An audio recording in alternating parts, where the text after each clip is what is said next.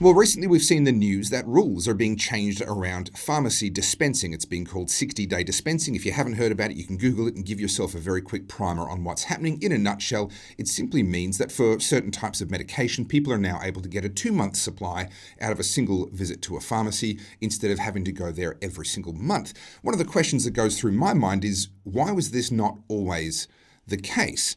I decided I wanted to reach out to someone who understands regulated environments very well, understands business very well, and understands efficiency very, very well indeed. And my next guest here on the Aussie Wire is Steve Baxter. Steve, thank you so much for coming on.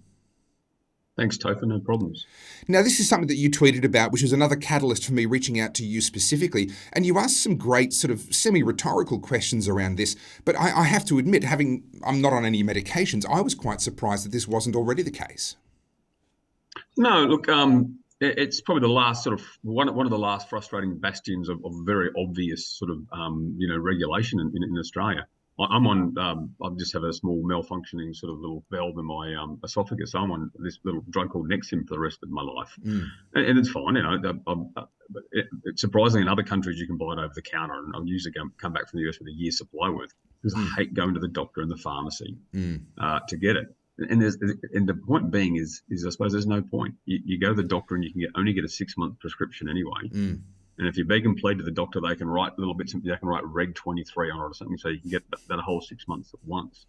But for the most part, like you go to the chemist and they don't want to do it. They don't want to get that. This has got like a 5-year shelf life. Yeah. And literally, they want you to go back, say, buy the packet of Smarties or the perfume or something else. Yeah. Now, the problem I've got with that is it's just, why am I the patsy in your business model? And then when you look further, you think to yourself, well, why can't there be innovations in the way these things are dispensed or handled? Why can't I get this thing delivered, mailed to me, for God's sake? So the reality is that the pharmacy, and then when you look further into that, through the pharmacy guild and pharmacists in general, like only a pharmacist can own or a pharmacist's wife can own a pharmacy, for example. I believe there's a few exceptions in there, but that's pretty well the base rule. And why is that? I mean, I can own a doctor's surgery. I can't practice in a doctor's surgery, thank God.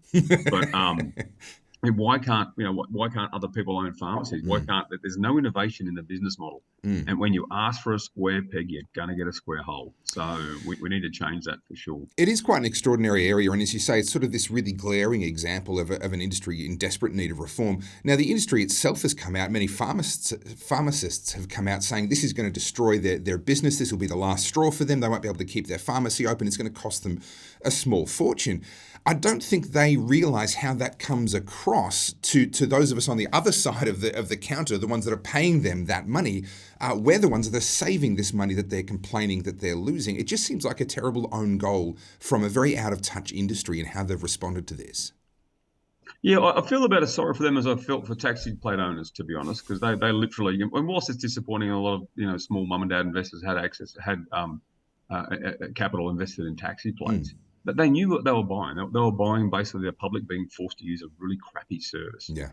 So I shed no tears for them at all. Maybe if they don't want to go, the pharmacists, if it's all that bad, they don't want to go be taxi drivers, they could be an Uber driver. Wouldn't that be like a full circle of goodness coming back to haunt them? Well, these days, isn't the cliche you tell everyone to learn how to code? So maybe they could just learn how to code and they'll be right. Now, you've got a lot of business experience. You work across a lot of industries, particularly in tech being one of your big ones, but you also have a passion for aviation. And I find that a fascinating juxtaposition because tech would be one of the industry areas that, to my knowledge, has probably the least regulation. If you want to code and create an app and release tech products, there's not a lot of regulatory hurdles in your way that I'm aware of anyway. Aviation, on the other hand, absolutely regulated down to the nth degree, and some would say good, that's necessary, others might differ. What's your observation between the industries that you work in of the impact of regulation on the speed of innovation and the efficiency and how these industries are able to improve over time? Look, I think that aviation does require regulation. I think we've gone point stupid in Australia, to be honest, on aviation regulation. So there's a lot to be given the size of our country and the lack of density in our population. We should be deploying a lot smaller aircraft for the betterment of local communities. A lot more than they do. It's just way too expensive, and we've done that to ourselves. But it's really hard. People think that the more regulation, the safer it is. I've been most involved in in telecommunications. Right. And there in 1997, John Howard, they brought in they deregulated the telecoms business, I should say. And I believe it was mostly Kim Beazley legislation, but with a few changes. But that was absolutely brilliant. They actually before then you weren't allowed to compete against Telstra. Were they Telstra then? Yeah, they were Telstra then. They just changed from That Telecom rebranded, recently. yeah. So you weren't allowed to compete. You weren't allowed to go out and actually build your own infrastructure. So and so that this allowed that, and it took a couple of years because there was a few mechanisms that were gateway by the ACCC to understand transfer pricing, understand infrastructure access pricing, and Sure. they were done in relatively short order for a government sort of process. And I think for the most part, the ACCC in the infrastructure side of telecoms has been beneficial. In the mobile access side, other bits and pieces, they've been terrible.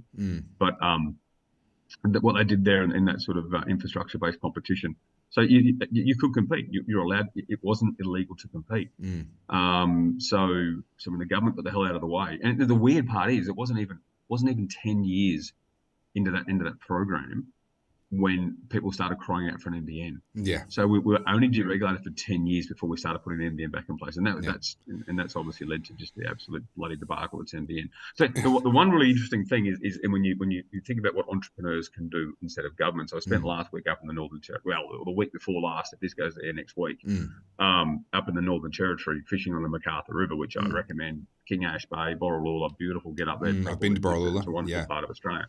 On a houseboat with 7 other grub mates, basically, but one of them took the Starlink caravan setup, 280 megabits a second. I was just, unfortunately, we could all still work.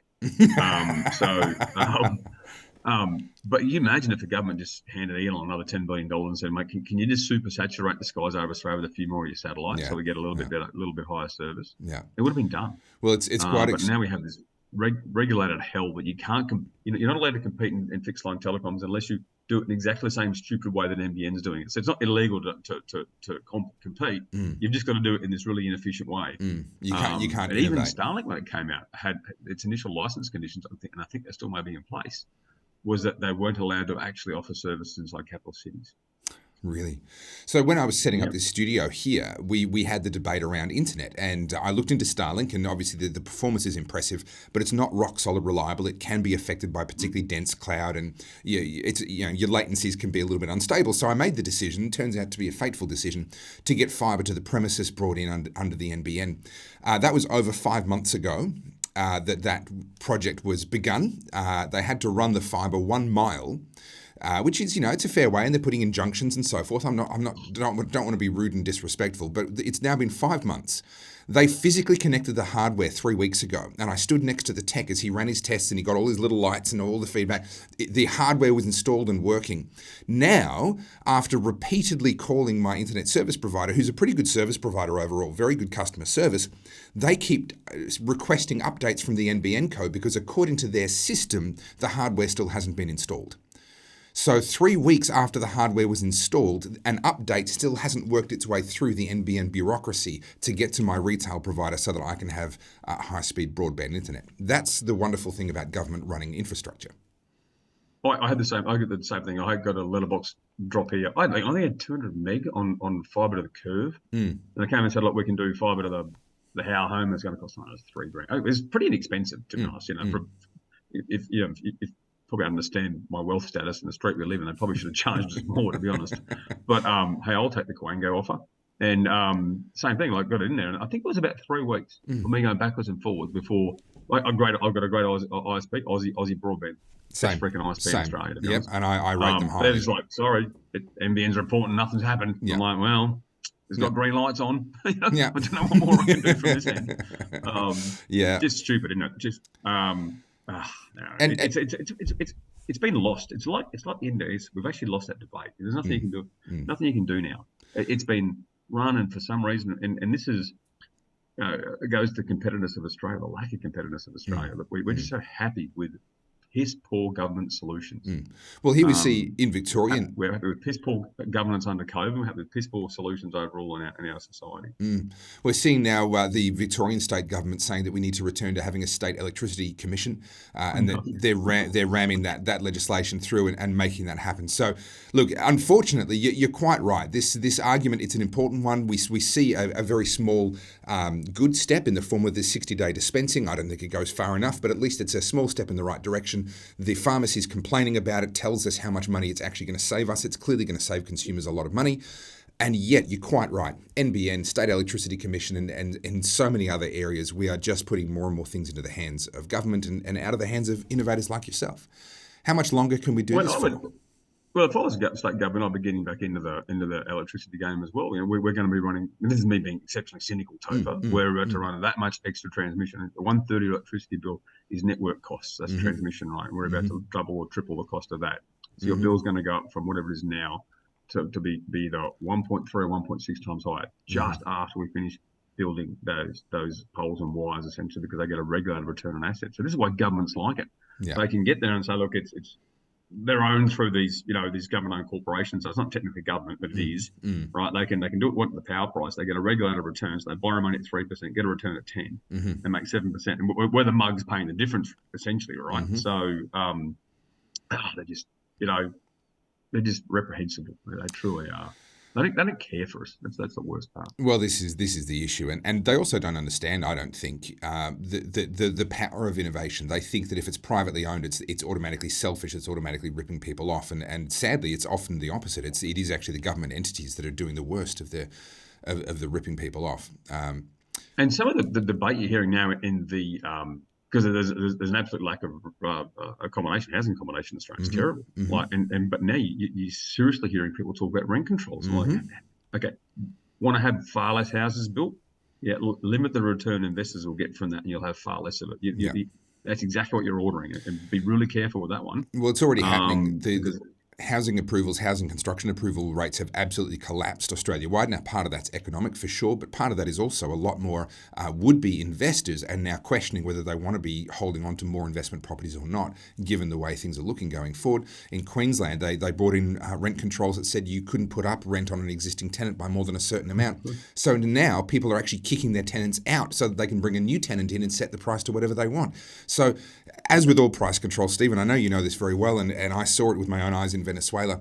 When you control the price of something, you take it from being unaffordable and you make it unavailable at any price. And that's just the consequence every time you do it. Yeah, that's what happens every time you do it. Steve, I'm so sorry, but we've talked for longer than I'm supposed to go for in any one segment, but I've thoroughly enjoyed it. I really do appreciate you making time for us here at the Aussie Wire, and I do hope to see more of these sensible kinds of regulatory changes like what we've seen with the Pharmacy Guild. Thank you so much for coming on. I'll talk about anything. Get your people to throw some ideas in. I can talk, and my wife says I can talk about in the water. It's probably true. Mate, well done on Aussie Wire. I'm loving it, Topher. Smash and keep it up, mate. Thank you. Really appreciate it.